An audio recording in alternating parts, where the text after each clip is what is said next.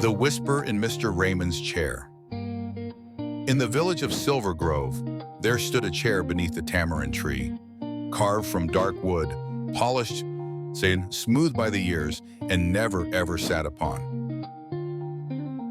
It had belonged to Mr. Raymond, a man both admired and misunderstood, whose life was as quiet as it was deliberate. He spoke little, but when he did, his words landed like seeds, unnoticed at first, then blooming slowly in the minds of those who heard them. He worked as the town's notary for 42 years, writing no poems, building no monuments, but treating every birth certificate, every will, every land dispute, as if truth itself had asked for his attention. He refused bribes, turned down titles, and helped with funerals for people who once insulted him. But when he died, there was confusion. No will, no speeches, no statues, just a chair left under the tree where he used to drink coffee and watch the light change. Some were angry. He left nothing behind, they said, not even a story to pass on. Others shrugged. He was just a man with a pen.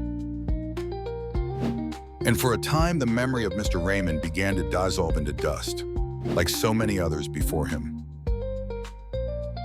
Until one day, a boy named Julian, whose birth certificate had once been corrected by the notary for free, sat quietly in that chair. He had come looking for a place to think, but found something else, silence that didn't feel empty. He came again the next day, and the next. Soon others followed. They didn't talk much, they read, they forgave, they made decisions they wouldn't have made elsewhere.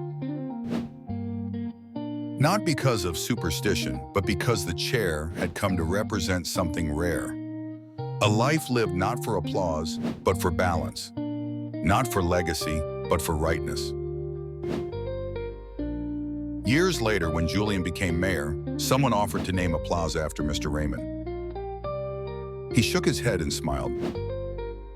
He didn't leave behind a name to be spoken. He left behind a way to live. Then he did something simple.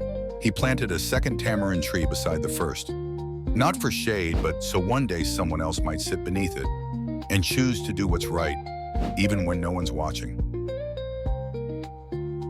What remains after we're gone is not our name, but the echo of how we lived. In the next story, we step into the mystery beyond endings and find peace in not needing every answer. Click the card and keep listening.